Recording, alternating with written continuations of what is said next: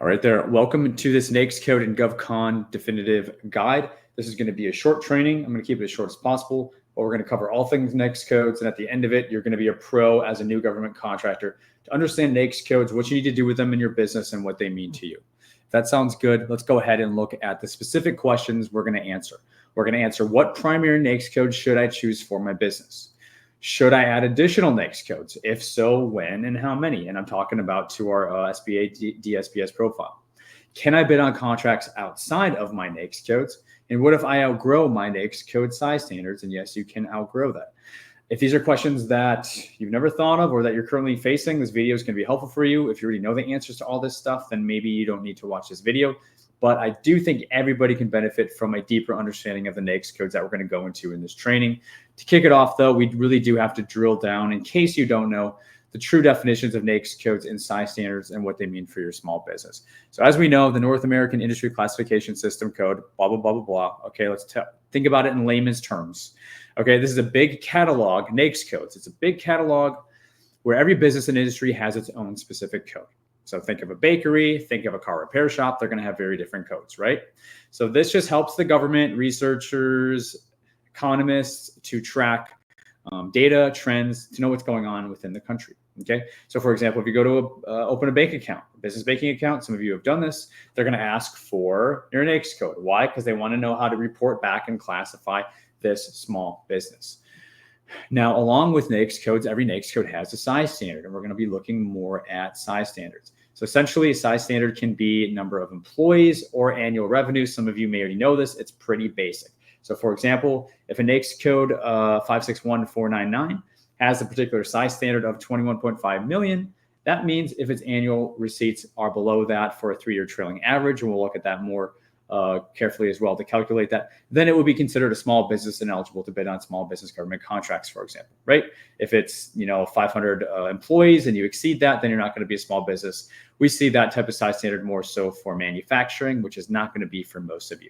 So NAICS codes, size standards, feel free to rewind it, but at a high level, that's what they are and kind of how they apply to us and why it's important. But let's get to the real questions here. Next, what primary NAICS code should I choose? So to choose your primary NAICS code, think about the main activity or service your business provides. We kind of already know this as well. It's fairly intuitive. The primary NAICS code should match the core, quote unquote, function of your business, the thing that you spend most of your time doing or what generates the most income. Okay, that's kind of the textbook definition of this. But here's the thing, guys. I like to keep things dumbed down for you, and not even dumbed down, but layman's terms. Let's think about this in real context. Most of you, especially if you're doing like the legal middleman method, you don't know exactly what that's going to be because you're going to grow into your business. You don't have a business that's already established. So then what NAICS code do I choose then? Because I want to be smart. I want to, I don't want to screw myself over. I want to set myself up for the future. I don't want to constrain myself and hold myself back, right? So there's another way to look and think about this. As I say, with that being said, you do want to be strategic and smart. So since different NAICS codes have different size standards, you will also want to choose a primary NAICS code that has a large enough size standard that you don't outgrow it too soon. And I took a snippet here from the SBA size standard table. I'll provide a link down below where you can get all 50 pages of this and you can scroll through all the codes in case you're at the stage where you're browsing and you're trying to decide, okay? You can see these numbers are all in millions, and there's the NAICS code, there's a description, and then there's a size standard. It could be in employees, as I mentioned, but primarily services like in the 5.4s and the 5.6s, a lot of what we focus on are going to be in the millions of dollars. So you could, for example, go really niche, graphic design services, 9 million, if that's what you provide. But I think I listed it here, the 561499 industry code, which is all other business, technical, and scientific services. It has a size standard of 21.5 million. So graphic design, for example, could still fit underneath that. I don't have it on this page. But the size standard is more than double. So if you're trying to think strategic and trying to think smart, consider the size standard associated with it and give yourself some extra wiggle room. And for those of you who follow me or you've read the legal middleman method and we talk about the umbrella strategy, we'll understand then why and how graphic design services could be one facet of our umbrella that fit underneath a more robust and all-encompassing umbrella to further formulate and position ourselves in a more winning position to go after a variety of different contracts with a variety of different NAICS codes, with a variety of different size standards. Again, thinking long-term, thinking positioning. This is the way I like to look at the question. I got to lead with the kind of the textbook answer, but in layman's terms, consider this advice that I'm giving to you to take it a step further for your primary NAICS code. Now, what about adding additional NAICS codes? When, how many, etc. Okay, we see here 541990, all other professional scientific technical support, 19.5. That's what I was referencing.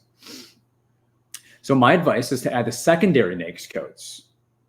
And I have a snippet down here for like inside of your actual sam.gov entity profile. It'll look something like this.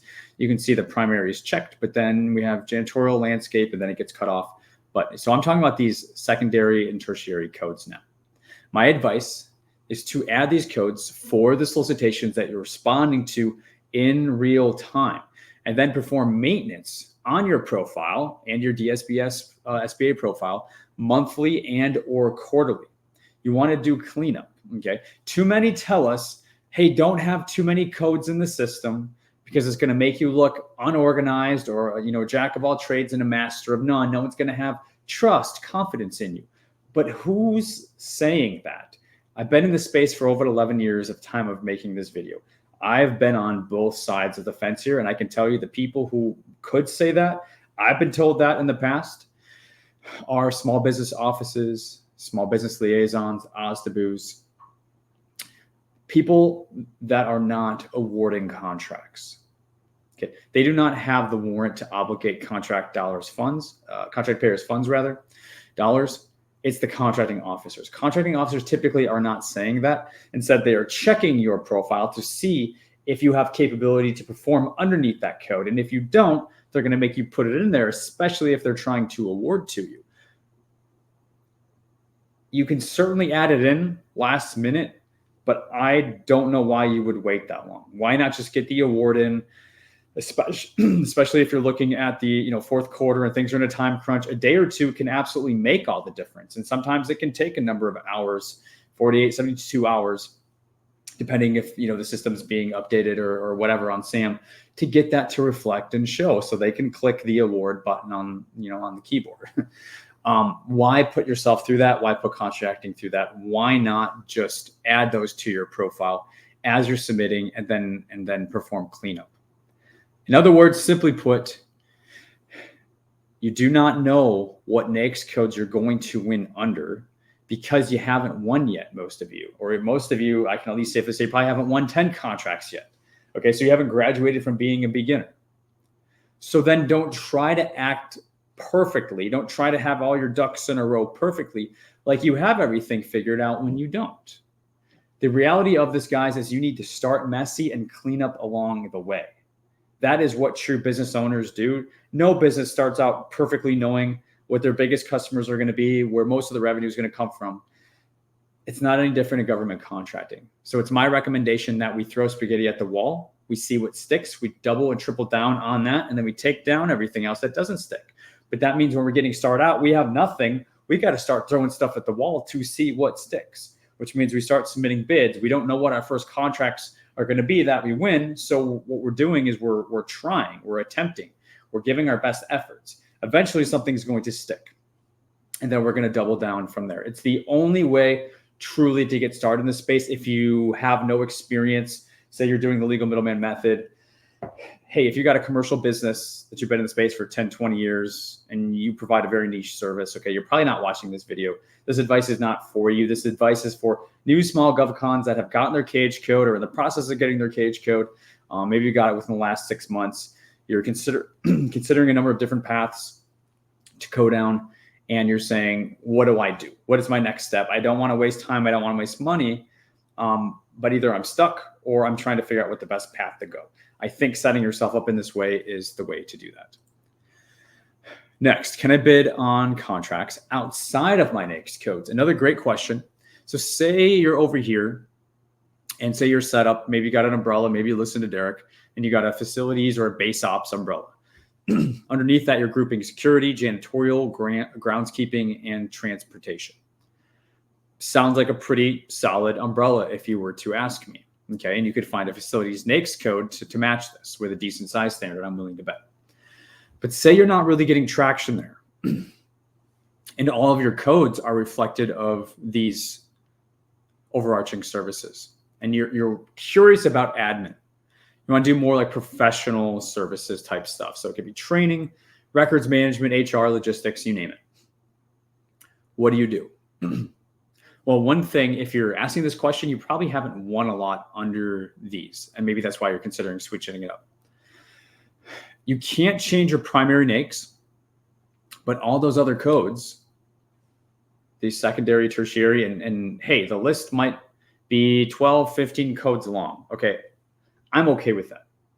It shouldn't go much longer than that because you should be doing some sort of routine maintenance like we spoke about, but you don't need to do 3. Okay, you don't have to worry about it. You don't need to do 4. You don't need to do 5. If you want to have a dozen, fine. It's honestly, trust me, it's not going to detract anything from your business. Okay. And with the maintenance, you're not going to really like boil over the pot too much than that. So you're going to be just fine. But so if you're wanting to do admin, you're not changing your primary. You can change these secondary and tertiary codes, no problem. You just go into SAM, you edit your NAICS codes, you remove some, and you add others. And you click submit, and then you wait the couple days to get it updated, and voila, now you have a new set of codes that you can quote unquote operate inside. So there really is no outside other than your primary, which is not going to change. So all the other codes, you don't want to think of these as being in concrete. You want to think of them as being fluid, because your business should be growing over time. Think about that. Should your business not be growing over time? This means certain codes will no longer serve you and new ones will instead. That's what you want to grow into. So there is no such thing as your quote unquote strict NAICS code aside from your primary. You want to bid on something new. So you simply add and switch that out. Okay. And you should be growing. You should be switching them out. So think of them as being fluid to mirror your growth and strategy as it changes over time in the government contracting space. So in short, yeah, you absolutely can. You just got to swap out the codes. Not a big deal. Now, what if you outgrow your size standard? So we got to take a minute here. Some of you might not know that this is a possibility, and it is a possibility. So when you outgrow an NAICS code size standard, that means you are no longer eligible to compete as a small business for procurements associated underneath that code. For that reason, you will see, for example, more experienced government contractors fighting to get a NAICS code changed on a particular solicitation because now they're being precluded from bidding on it. But if they change it to a different code, then they can still bid under that code because they haven't exceeded dollars and revenue under that particular code, right? So it's related to the code. So let's get it changed because, hey, we haven't won anything under this code, so we can still do 20 million under this code. But this one we're maxed out, and darn it, this is a recompete, and now we can't go after it. Because if you think about it, we're not going to be considered a small business. Why wouldn't it be considered a small business? Because we're doing so much business for this particular good or service, which is related to this code. And then it's not going to be fair to others, true small businesses that are under that dollar threshold. And they're not going to be able to compete because we're just getting so good at this and we're doing so much of it. So they got to spread it around, right? That's where the size standard really kicks in. So this is calculated by averaging the previous 3 years. So it's a trailing average of revenue under the code in question, as I said. So if you exceed it, typically you just need to let the revenue come down for a year, which in some instances that could be really painful to do. But then you would be considered a small business again. It's not like the 8A if you outgrow it and then you're done. Your 9 years is over. If you outgrow it in year 4, you're done. It's not like that in government contracting. You'll just come back down once your revenue comes back down. And as you can see here, just to further illustrate, this is a 3-year trailing average. So we can see, hey, if we're maxing out under a particular code at 19.5, but year on year, we're continuing to exceed that. Our 3-year average is going to exceed the 19.5, and we're going to have a cooling off period. So if you think you're doing a lot of business under a particular code and you're at that stage, that's great. That's a sign of growth. This is actually a thing to be celebrated. But I don't know about you, but for me, I don't want to lose business. Even if we're doing great, I want to keep growing. I don't want to have to take a step back.